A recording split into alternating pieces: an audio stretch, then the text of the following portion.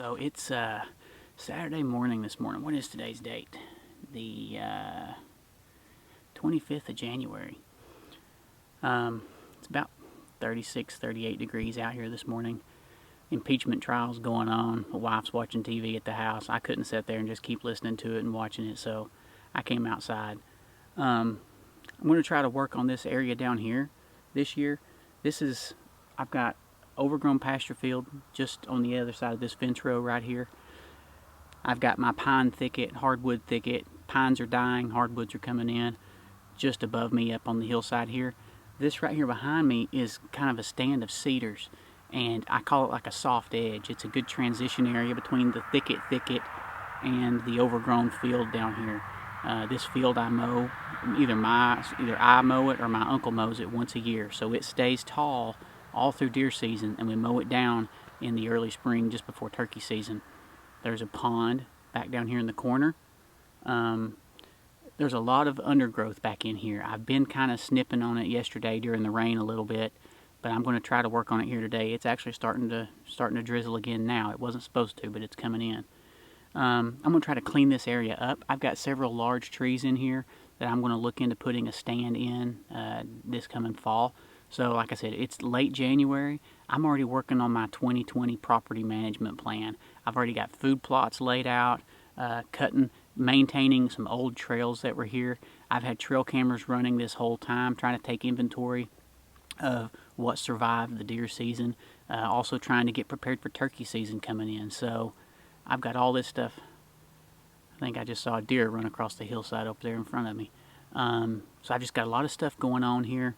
I'm going to try to get to cleaning this area up so that way by the time next fall gets in, this turns into a real thick area in the summer with a lot of poison ivy and English ivy and all kinds of undergrowth. If I can get a lot of this stuff knocked out now, when deer season comes around in the fall, it'll be that much easier for me just to come through, clean it up one more time. I think I'm actually going to try to put me a little honey hole food plot in right back here on this hillside. There are a couple of gaps here where some trees have died and there's sunlight shining through. So if I can get some of this undergrowth clipped away, get the pine needles and the leaves and everything swept out of the way, I'm going to try to get a little small food plot, probably clover or something, put in here to try to hold the deer. So let's see what we can do today.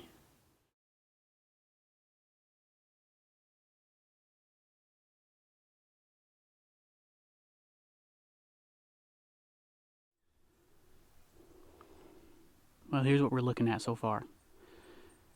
I've cleaned it out quite a bit. I've left a few of these privet bushes. So there's privet down here. I think I found one or two bush honeysuckle. I'm trying to decide if I'm going to cut those down or just leave them for browse. I don't know. I've got to look into that a little bit more. But you can see it's open down here on the lower end. There's the fence row with the field. I'm going to clean a couple of shooting lanes in this fence row so I can shoot from the field or from the woods into the fence row.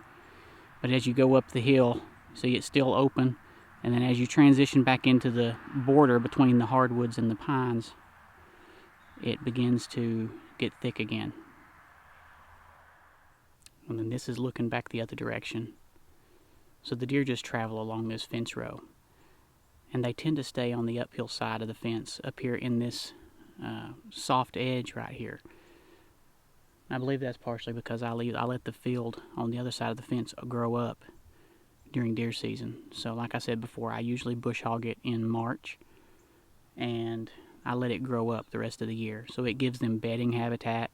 This is the south side facing hillside, so it gets first of the morning sunlight. It's always covered in beds. Whenever I bush hog, I find beds in there everywhere. And there's usually a lot of rubs that I come through as well.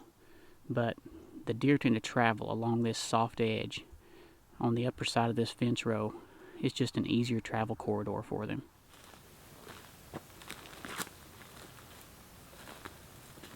So, ideally, I would have my tree stand in this old walnut tree right here beside me. It's a very large tree. Has a lot of multiple directional limbs coming off of it, so it's really good. It break up my outline, give me a good shooting range, shooting window for this whole area here. But I think in the next year I'm going to mow a path along the upper edge of this field, along the fence row here. I'm probably not going to take it the whole length of the field. I'm just going to take it from the pond to right up here. And my plan is I'm hoping that I can direct the deer from the pond up into the woods within 25, 30 yards of my tree stand. So what I'm hoping to do, what I'm going to do now, I'm going to try to clear out a couple of transition locations here between or along the fence row, so the deer have somewhere easy to cross from the field into the soft area here before they go up into the thicket. So I'm going to try to do that now.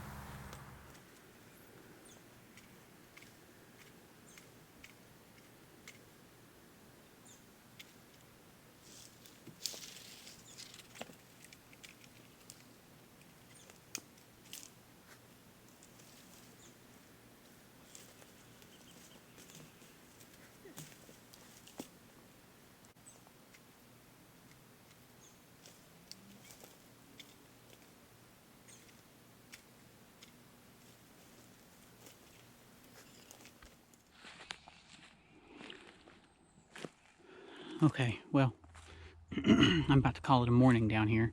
I've spent about an hour down here cleaning. I made quite a bit of progress. There's just still a lot to do. I've got to come down with a rake later, and I've got to rake all this crap that I've cut down over into a corner somewhere, so that way it's not just piled up out here in the middle. And then eventually I'm going to come in, rake away a few small clear spots, and I'm going to plant something in here. Don't know what. I've also got a few sawtooth oaks that I'm planning on putting down here. But anyway, you can see here where I've come along the fence row and I've cleared an opening there. That's about 15 yards from my stand. And then we go on out through here. And there's another larger opening right here where the deer can come in through. This one's about 25 to 30 yards from my stand. So you can see how that field's overgrown down there. So a lot of that's just various weeds, multiflora rose, a ton of blackberries, loads and loads of blackberries in there. So it's really thick. They bed in there a lot this time of year, especially on cold winter mornings. So